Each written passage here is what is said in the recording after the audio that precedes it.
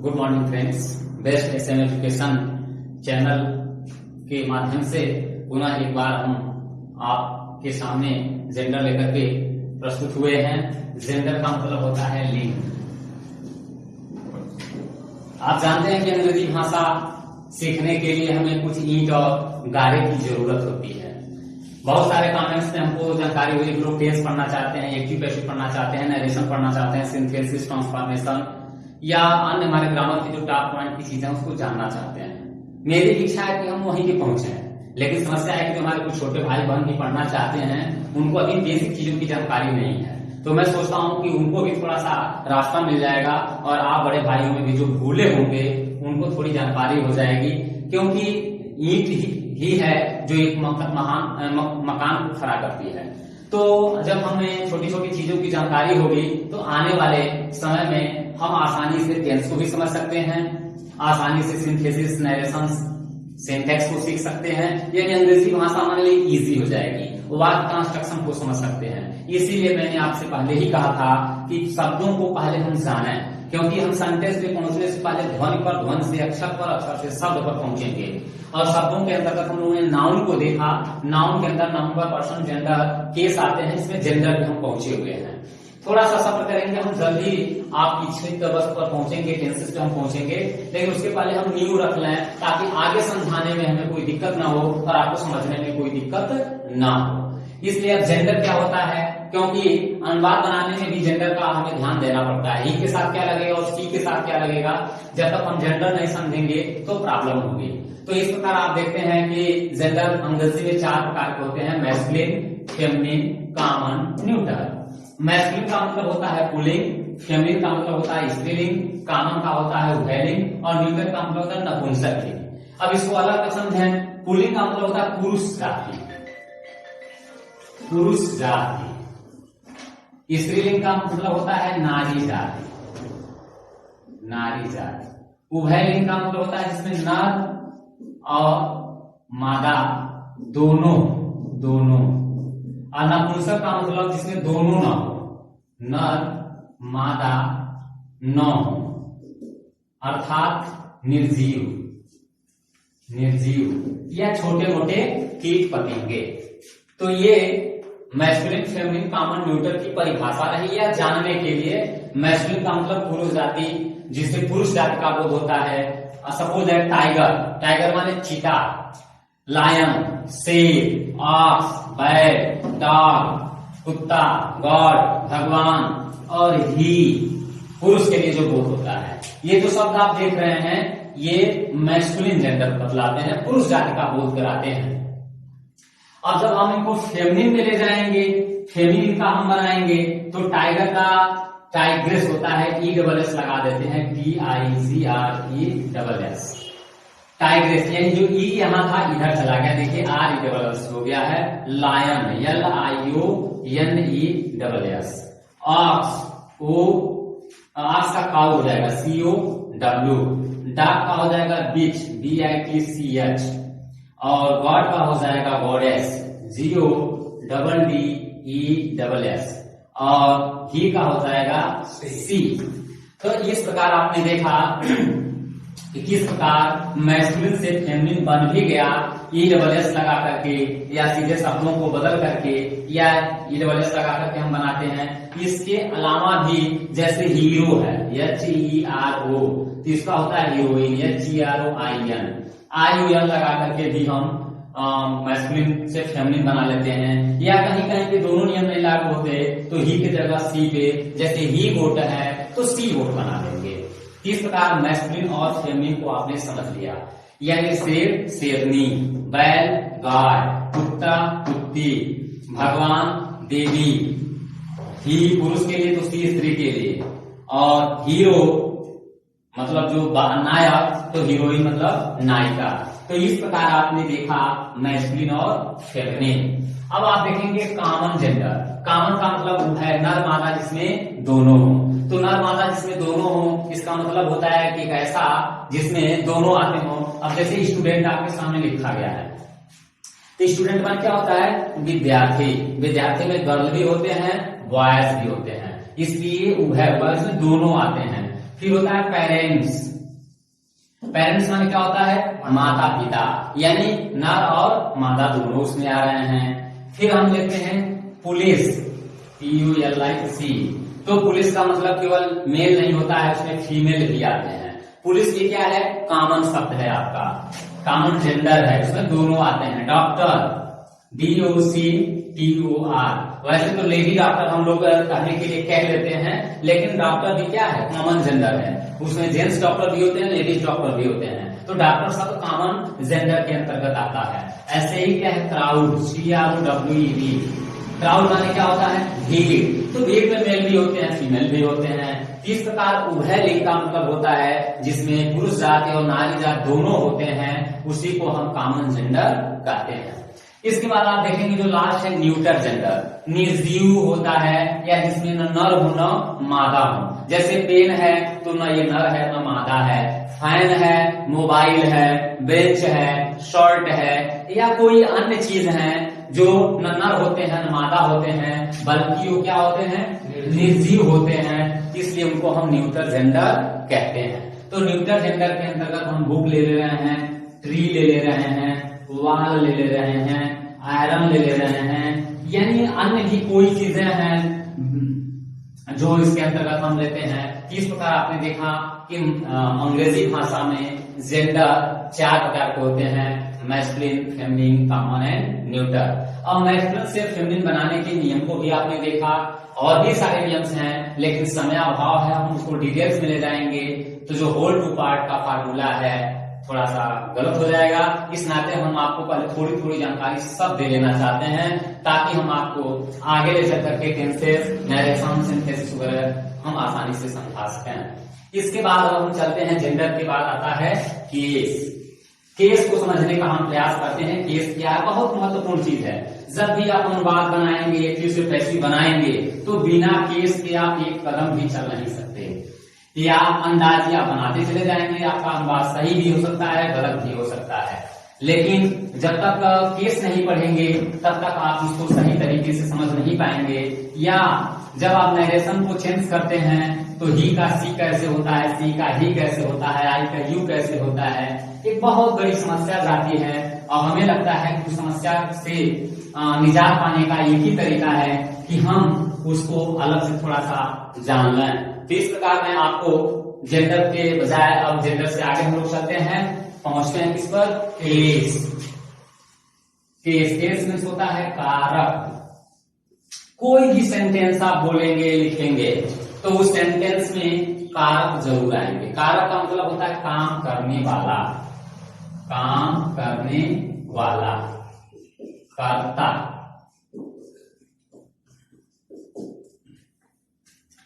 तो केस कितने होते हैं, या किसी वाक्य में कोई नाउन कैसे कैसे काम करता है। तो केस आप जान लीजिए 5 होते हैं। कितने होते हैं? 5।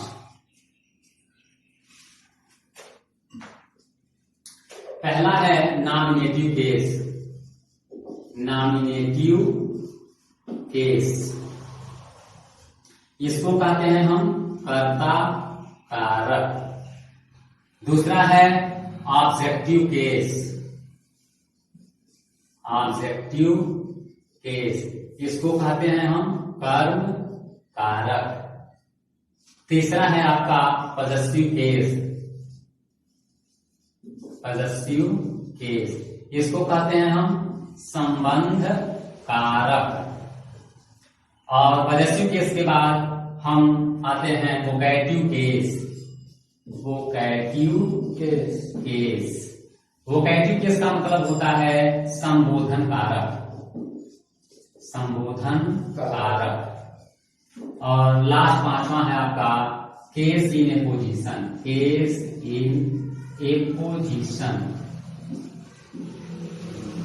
जिसको कहते हैं समान पदीय। समान पदीय कारक, यानी किसी वाक्य में जो कर्ता होता है वह 5 तरीके से काम करता है। कर्ता के रूप में करता है, कर्म के रूप में करता है, संबंध के रूप में करता है, संबोधन के रूप में काम करता है, और समान पद के रूप में काम करता है। इन 5 को समझने के लिए एग्जाम्पल हम देने का प्रयास कर रहे हैं। आप थोड़ा सा ध्यान देंगे तो समझ जाएंगे। जैसे एग्जाम्पल है राम रीड्स ए बुक।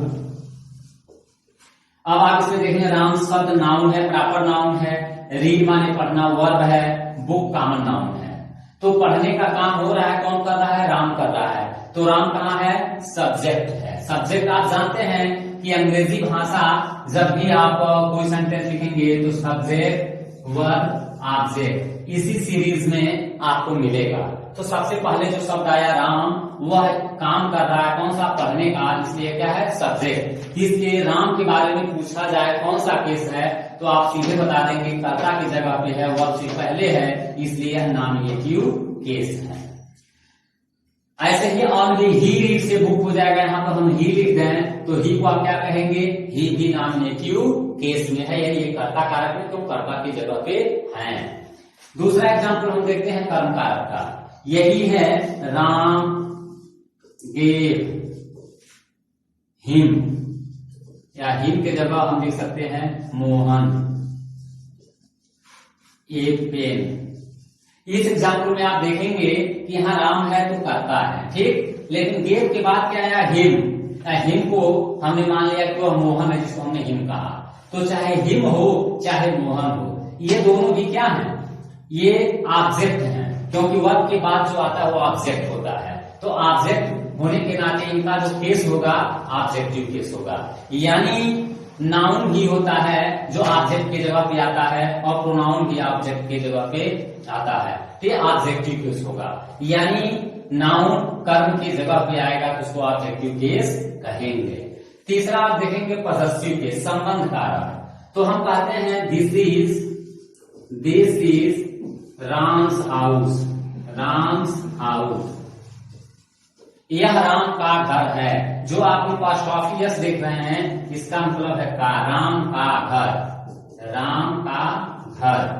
यानी कहने का मतलब है जिस शब्द में, जिस नाउन में का, के, की, रा, रे, री, ना, ने, नी आदि आता है, वह कोई अधिकार बताता है। मेरा, मेरी, तेरा, तेरी, उनका, उनकी, यानी ऐसे जो शब्द आते हैं संबंध बतलाते हैं और उनसे जो केस बनता है वह पॉजेसिव केस बनता है। सीताज, अब सीताज स्कूल, सीताज स्कूल, सीता का विद्यालय। तो यह आपने देखा क्या आएगा? सीता का विद्यालय। Chair, leg of chair, leg of chair. कुर्सी के पाए, कुर्सी के पाए। तो कुर्सी के पाए मतलब काके की आ रहा है। कुर्सी जो निर्जीव चीजें होती है उसमें अपोस्ट्रोफी नहीं लगाते हैं, आप ध्यान देंगे तो वहां आप लगा करके हम उसका पॉसेसिव केस बनाते हैं। तो इस प्रकार आपने देखा नॉमिनेटिव केस, वर्ब से पहले कर्ता की जगह पे जो रहेगा नॉमिनेटिव कहलाएगा, वर्ब के बाद जो रहेगा ऑब्जेक्टिव कहलाएगा। और पॉसेसिव केस का मतलब हुआ चाहे सब्जेक्ट की जगह पे हो चाहे ऑब्जेक्ट की जगह पे हो, वर्ब से पहले हो या वर्ब के बाद में हो, कहीं भी होगा, लेकिन उसके साथ अपोस्ट्रोफी एस या ऑफ जरूर लगा होगा। इसके बाद आप देखेंगे जो हमारा चौथा है वोकैटिव केस। वोकैटिव केस क्या होता है तो आप थोड़ा सा ध्यान देंगे तो आसानी से समझ सकते हैं, बस जानने की इच्छा होनी चाहिए। यदि आपके पास जानने की इच्छा है तो आपको समझना बहुत आसान है। दुनिया में कोई ऐसी चीज है ही नहीं जो हम आप चाहें और हमें आपको उपलब्ध न हो। बस एक ही बात होती है कि हम चाहते कितना है, हमारी जिज्ञासा कितनी तीव्र है। तो हम वोकैटिव केस पे आते हैं। वोकैटिव केस, तो वोकैटिव का मतलब संबोधन। संबोधन का मतलब ये होता है बुलाया जाए। क्या किया जाए? बुलाया जाए, बुलाया जाए।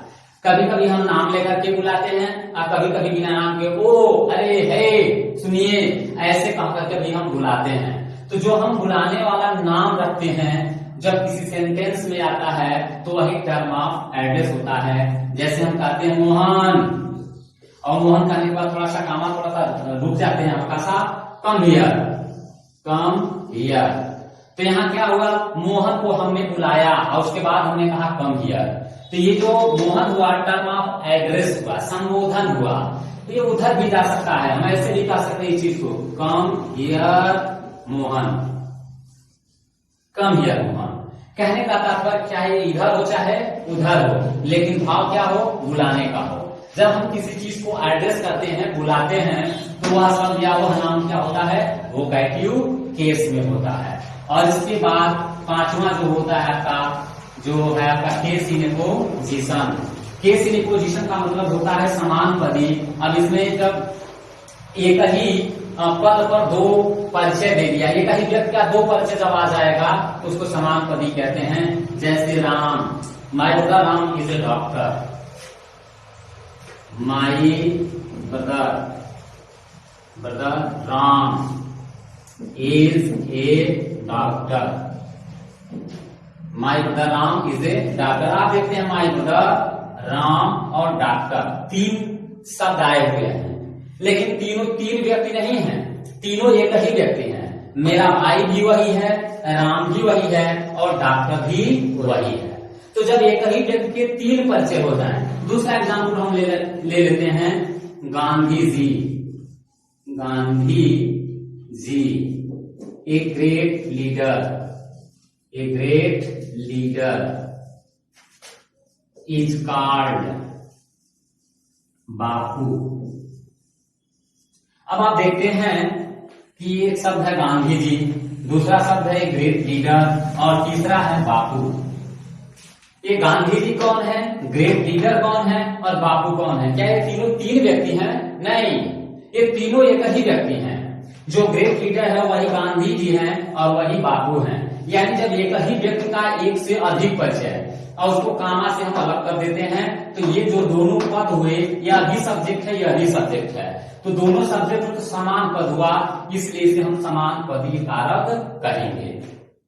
तो इस प्रकार आपने केस को भी जान लिया और इनका उपयोग आने वाले नरेशन में, सिंथेसिस में या एक्टिव पैसिव में मिलेगा। तो आप इसको थोड़ा सा अभ्यास कर लेंगे और अभ्यास करके समझ लेंगे, ताकि हम आगे समझाएं तो आपको जानने में आसानी हो। अब अगले एपिसोड में हम आपको शब्दों का परिचय, नाउन तो हो गया, प्रोनाउन से लेकर इंटरजेक्शन तक केवल शॉर्ट में एक ही एपिसोड में प्रयास करेंगे कि आपको समझा दें, ताकि हम तुरंत आपकी मनचाही वस्तु टेंसेस या एक्टिव पैसिव या नरेशन की ओर लेकर के चलें। धन्यवाद।